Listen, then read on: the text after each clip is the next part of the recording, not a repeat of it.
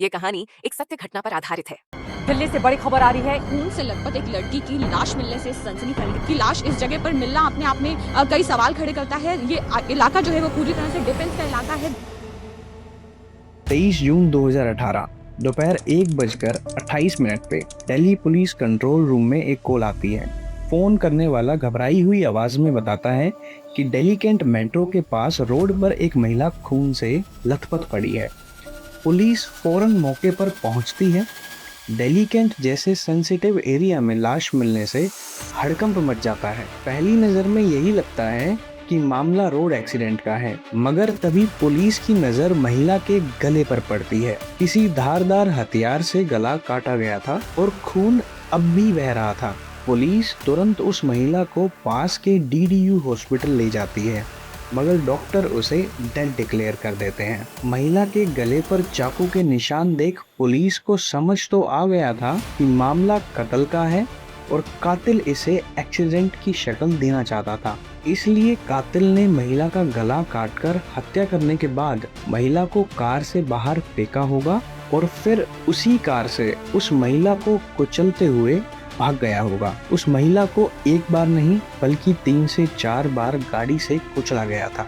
Delhi cantt जैसे बेहद sensitive area में दिन दहाड़े किसी महिला की डेड बॉडी मिलना खुद पुलिस के लिए भी शॉकिंग था, क्योंकि दिल्ली कैंट न केवल डिफेंस रिलेटेड इंस्टीट्यूशंस का हब है, बल्कि दिल्ली कैंट में इंडियन आर्मी, इंडियन नेवी और इंडियन एयर फोर्स के हेडक्वार्टर्स भी हैं।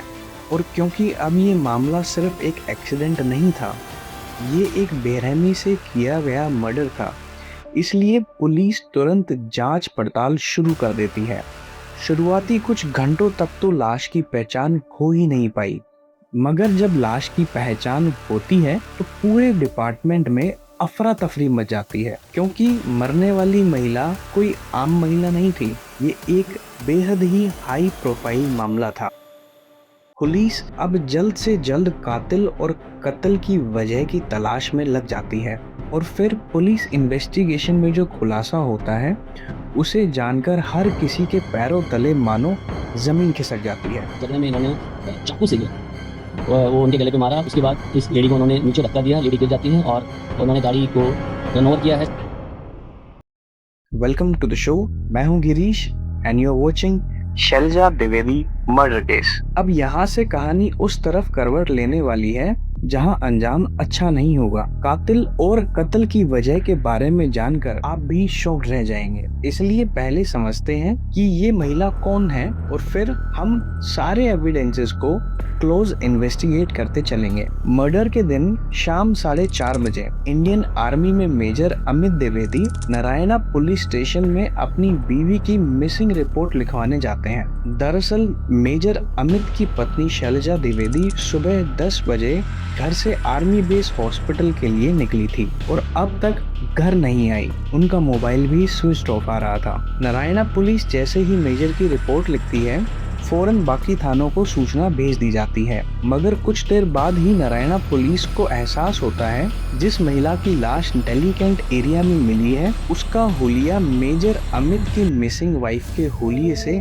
मिलता है। पुलिस फौरन मेजर अमित को अपने साथ लेकर DDU हॉस्पिटल पहुंचती है, जहां मेजर अमित जैसे ही लाश देखते हैं तुरंत पहचान जाते हैं, क्योंकि वो लाश उनकी 35 वर्षीय पत्नी शैलजा द्विवेदी की थी। पुलिस मामले की जांच में जुट गई थी, इसलिए केस से जुड़े हर पहलू को तलाशा जा रहा था। पुलिस ने मामले को लूट या सेक्सुअल असोल्ट के नजरिए से भी इन्वेस्टिगेशन करना शुरू किया, पर जब शैलजा की चीजों की जांच की गई तो पाया गया कि उसकी ज्वेलरी बिल्कुल जस की तस थी, कुछ भी गायब नहीं था। मेडिकल रिपोर्ट से भी ये साफ हो गया था कि उस पर किसी भी तरह का सेक्सुअल असोल्ट नहीं हुआ था। हालांकि शैलजा के पास एक भी डॉक्यूमेंट या फिर फोन मौजूद नहीं था जिससे लाश मिलने के समय पुलिस उसकी पहचान कर पाती। अगर हत्या का मकसद ना तो लूट और ना ही कोई सेक्सुअल क्राइम, तो फिर दिन दहाड़े शैलजा का कत्ल किसने और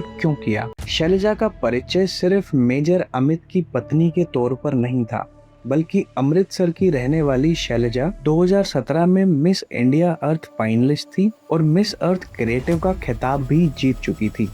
शैलजा ब्यूटी विद ब्रेन का सटीक उदाहरण थी, क्योंकि शैलजा ने bachelors in travel and tourism management करने के बाद एमटेक में अर्बन प्लानिंग और एमए इन ज्योग्राफी की डिग्री भी हासिल की थी। शैलजा कारगिल युद्ध के हीरो सौरव कालिया की चचेरी बहन थी। मेजर अमित द्विवेदी और शैलजा की शादी 2009 में हुई थी और उनका एक 6 साल का बेटा भी था। शैलजा अपने पति और बेटे के साथ बहुत खुशहाल जिंदगी जी रही थी।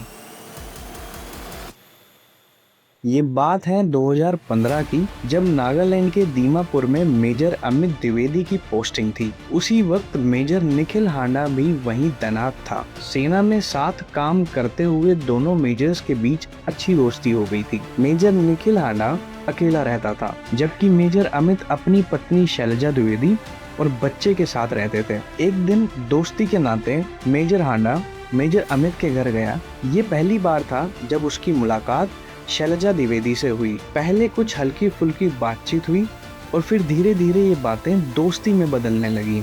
एक ऐसी दोस्ती जिसकी किसी ने कल्पना भी नहीं की थी।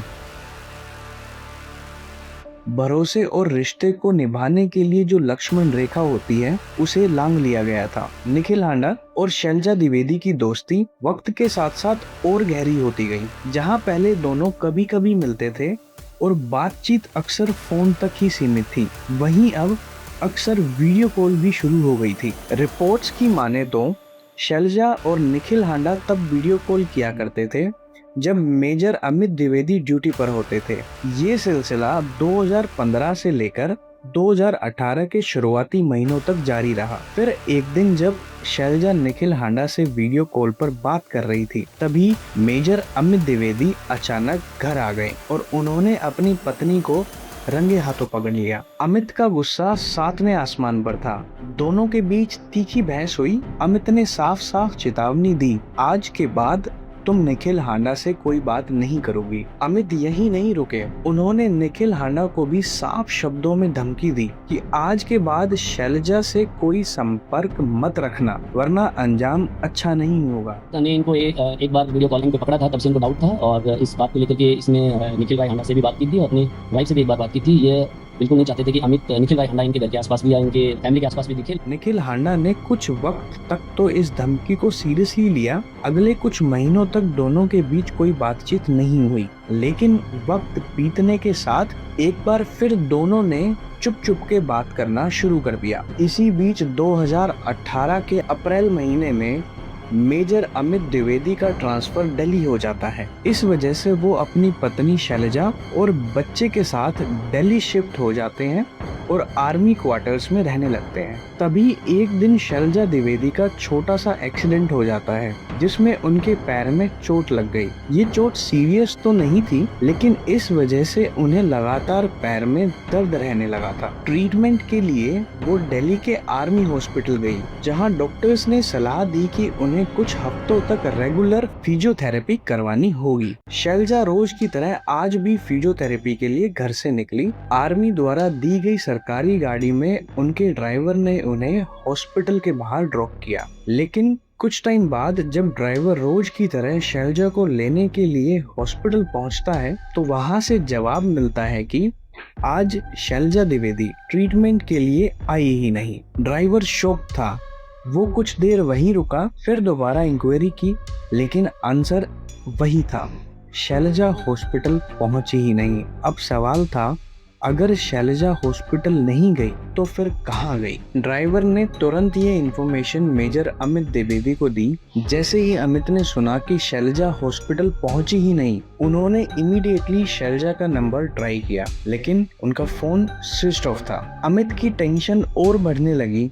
उन्होंने अपने स्टाफ, शैलजा के फ्रेंड्स और रिलेटिव्स तक को कॉल किया, मगर कहीं से भी शैलजा की कोई इन्फॉर्मेशन नहीं मिली। कहीं से कोई खबर ना मिलने पर मेजर अमित द्विवेदी सीधा नारायणा पुलिस स्टेशन पहुंच गए। वहां पुलिस ने उनको दिल्ली कैंट से मिली लाश की फोटो दिखाई। वो लाश किसी और की नहीं बल्कि उनकी 35 वर्षीय बीवी शैलजा की ही थी। दिल्ली कैंट एरिया में जो लाश मिली थी उसे नाम तो मिल चुका था, लेकिन अब पुलिस के सामने 2 और बड़े सवाल थे जिनके जवाब ढूंढने बाकी थे। ये मर्डर किसने किया और क्यों। पुलिस ने सबसे पहले इन्वेस्टिगेशन की शुरुआत आर्मी हॉस्पिटल से की। वहां लगे सीसीटीवी फुटेज को थोरोली चेक किया गया। फुटेज ने कंफर्म किया कि शैलजा हॉस्पिटल आई तो थी और ड्राइवर उसे गेट पर ड्रॉप करके चला गया था। लेकिन कहानी तब एक इंटरेस्टिंग ट्विस्ट लेती है जब ड्राइवर के जाने के सिर्फ कुछ ही मिनटों बाद एक सफेद होंडा सिटी हॉस्पिटल के बाहर आकर रुकी। फुटेज में क्लियरली दिख रहा था कि शैलजा खुद अपनी मर्जी से उस कार में बैठी और चली गई। अब पुलिस के हाथ 3 ठोस सबूत लग चुके थे और तीनों एक ही नाम की तरफ इशारा भी कर रहे थे। पहला, शैलजा द्विवेदी के फोन की डिटेल्स, आखिरी बार डायल किया गया नंबर वही था जिसमें पहले भी कई बार बात हो चुकी थी, लेकिन अब वो नंबर स्विच ऑफ था। दूसरा, सीसीटीवी फुटेज में दिख रही सफेद होंडा सिटी की कार डिटेल्स, जो ओनर का नाम सामने आया। तीसरा, मेजर अमित द्विवेदी से पूछताछ के दौरान पुलिस को जो पता चला, बात नहीं मानी तो बेरहमी से मार डाला, हत्या हादसा लगे इसलिए बॉडी को गाड़ी से कुचल दिया। जिस नाम की पुलिस इतनी देर से तलाश कर रही थी, अब वो बिल्कुल साफ हो चुका था। जिस शख्स का नाम सामने आया उसे सुनकर आपके भी पैरों तले जमीन खिसक जाएगी। इसमें अक्यूज के बारे में हमारे पास बहुत ही सॉलिड क्लू है, वो नॉन है। कातिल कोई और नहीं बल्कि इंडियन आर्मी का ही एक मेजर है, मेजर निखिल हांडा।